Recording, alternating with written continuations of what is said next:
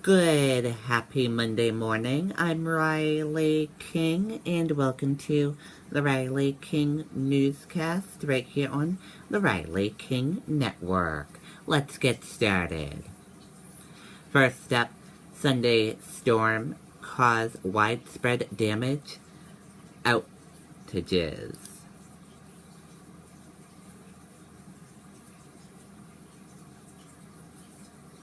Let's take a listen to the video from WMUR News 9. We're here on Golden Brook Road where a tree fell on some wires, knocking out power to some of the residents here. But as you can see, things are cleaned up. And the good news is power was back on pretty quickly, but it wasn't the same story for others around the state. Golden Brook Road in Windham was quiet Sunday afternoon after a fast-moving storm swept through early this morning. We're looking out the window, and it took maybe 5 minutes of raining before we lost power here. Robert Reinhardt was one of many people living in this neighborhood that lost power. We saw firefighters, a few other emergency vehicles going down that way. A tree had fallen in front of 13 Golden Brook Road, causing damage that was quickly cleaned up. For them, power was back on in 2 hours. For others, the damage was more severe. Here's a picture from Bedford of a massive tree that fell on Back River Road. Then to Epsom, where trees came down at Webster Park. And also in Epsom, a tree came crashing down in someone's backyard. That was a similar sight in Ware. At first I heard rain, or what I thought was rain, and then it turned out to be wind, and I could look out my window and see that the winds were just whirling around. It was just a microburst. I looked out our dining room window and saw the tree down, which has been with us here for over 40 years. This massive tree cracked in half at Craig Knoll's home, landing in his backyard. The silver lining is that it did not hit the house, and it could have hit the shed over here, and could have.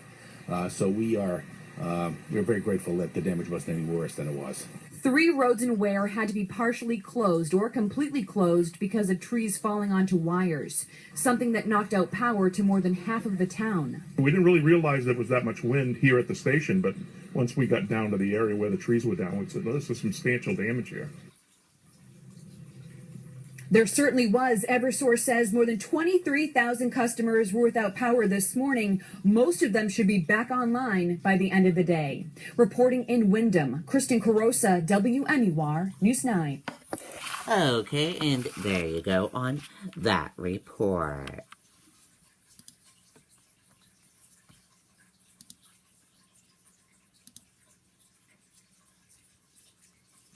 All over New Hampshire, Granite Staters remember September 11.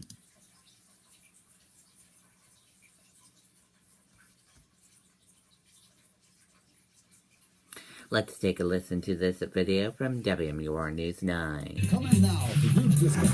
Giving you the best deal by far, unique. Up to $11,000 off on all Ford F-Series trucks. Brand new Ford F-150 starting at only $27,900, or a new Ford Super Duty starting at only $29,900. How about a new Ford Fusion or Ford Escape? Pick one, only $19,900, or lease one for only $199 per month.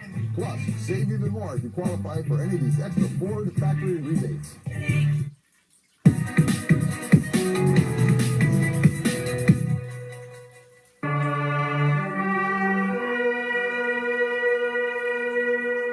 On sacred ground, the sound of taps and a New Hampshire tradition honored the victims and heroes of 9/11.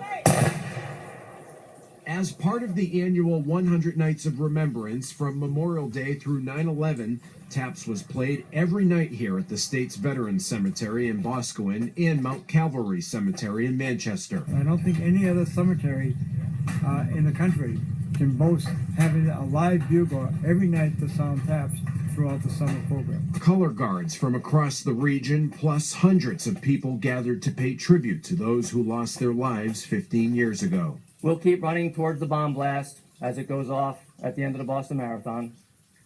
We'll keep running towards the school where there's an active shooter. And we'll keep running towards the towers when they're burning. Okay, and there you go on that report.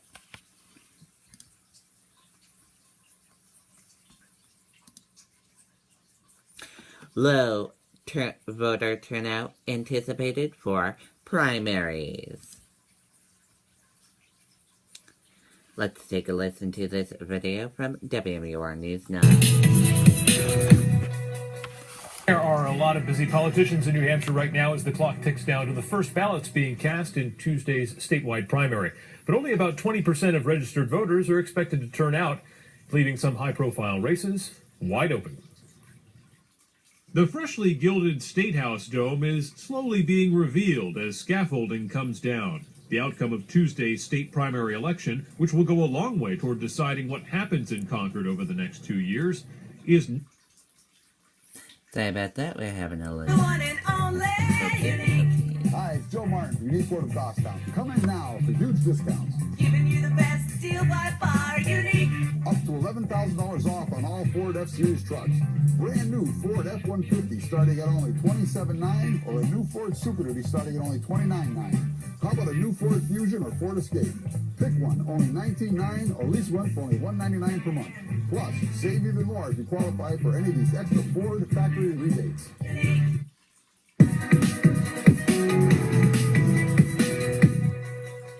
There are a lot of busy politicians in New Hampshire right now as the clock ticks down to the first ballots being cast in Tuesday's statewide primary.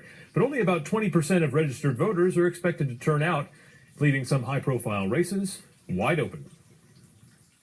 The freshly gilded State House dome is slowly being revealed as scaffolding comes down. The outcome of Tuesday's state primary election, which will go a long way toward deciding what happens in Concord over the next 2 years, is not as brightly defined. What do you think about this upcoming election on Tuesday? Didn't know about it. Others say they might have paid more attention to state and local races, but they're too preoccupied trying to choose between a pair of presidential candidates who've left them feeling disenchanted. Both of them seem like they have their flaws and we're going to be in trouble in different ways with them. Last week, Secretary of State Bill Gardner projected a relatively high primary turnout of 23%, with more Republicans than Democrats casting ballots due to more high-profile races on the GOP side. The exciting races are going to be those governor races where we're not quite sure what's going to happen. They're both quite close. And then the first congressional district on the Republican side, we're waiting to see if Frank Ginta can hang on. Southern New Hampshire University political analyst Dean Spiliotis says almost all the races are wide open, and if turnout is lower than expected, it's anyone's guess who will win. There can be all kinds of surprises. Maybe one particular constituency is better organized and they show up, whereas, other voters decide not to because they figure, they're focused more on November. For those doing the candidate shopping in this politically rocky 2016, it seems many are being careful with their vote. I'm looking for a candidate, number one, we can trust. Number two, we can actually feel what they're telling us is the truth, because that's what trust is all about. Dean Spiliotis says the only race that looks like a sure thing right now is Senator Kelly Ayotte surviving her primary challenge from Jim Rubens. Other than that, it's looking highly unpredictable. Okay, and there you go on that report. Clinton pneumonia diagnosed, revealed after abrupt 9/11 memorial departure. Let's take a listen to this video from ABC News.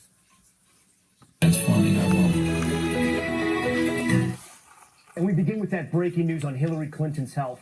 We're now learning she's been diagnosed with pneumonia. The issue coming to light at a 9/11 memorial event at Ground Zero here in New York. Clinton leaving early. The ceremony only half over. A moment later, this video shows her wobbling, then appearing to fall. Her staff appearing to lift her into her van, taking her to her daughter's apartment. The campaign saying she felt overheated. Then 2 hours later, emerging with a smile and a wave, saying she's much better.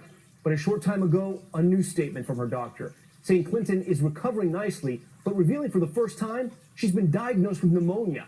Our Dr. Besser standing by, but let's start with ABC's Cecilia Vega with the fast-moving developments.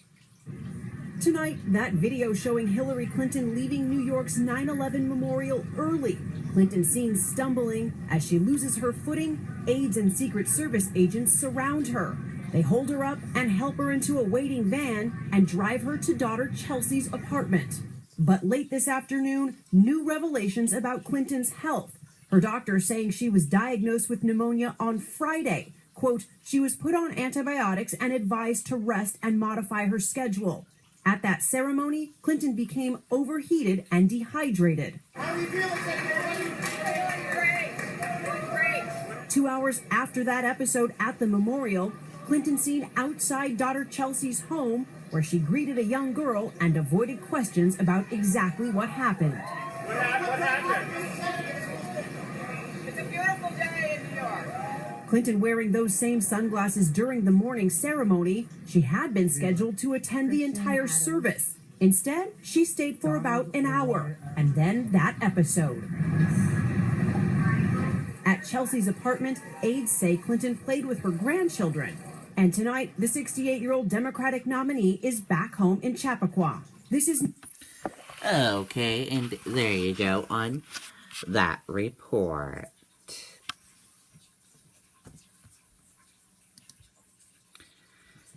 Fed speakers could give stocks another jolt. August retail sales could answer a lot of questions for markets, but more important will be a flurry of Fed speakers. At the top of the list is Fed Gov. Leo Barander, who speaks in Chicago Monday.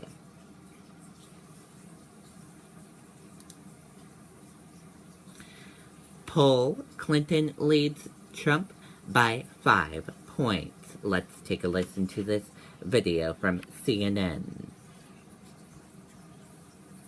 How about Viagra single packs? The presidential race is getting extremely tight. The very latest polls show Donald Trump gaining on Hillary Clinton in several crucial swing states. An NBC Wall Street Journal Marist poll shows Trump up by 2 percentage points in Arizona and Georgia, up 1 point in Nevada. The latest Quinnipiac poll shows Trump up 4 points in Ohio. It says the race in Florida, dead heat. They're tied there. And it shows Clinton up by 4 points in North Carolina and 5 points in Pennsylvania. Let's bring back my guest, Clinton supporter A. Scott Bolden, former chairman of the Washington, D.C. Democratic Party, and Trump supporter Jeffrey Lord, former Reagan White House political director. Thank you guys for being here very much. Scott, look, after the DNC, your candidate, Hillary Clinton, after the convention, had a very strong lead. I mean, not only did she have a 10-point lead nationally, she had a 9-point lead in Pennsylvania, leading in Florida, leading in North Carolina, ahead in Georgia. You know, now the tables have really, really turned. What do you attribute it to?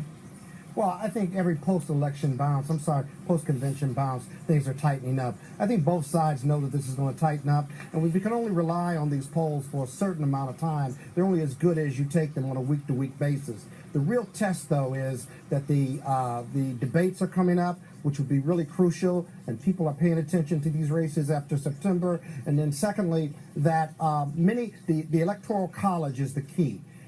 My client, Hillary Clinton has 5 or 6 ways to get to 270, and Donald Trump has only 1 or 2 ways to getting to 270, and that's where the real fight is going to be for both sides. That's all that matters.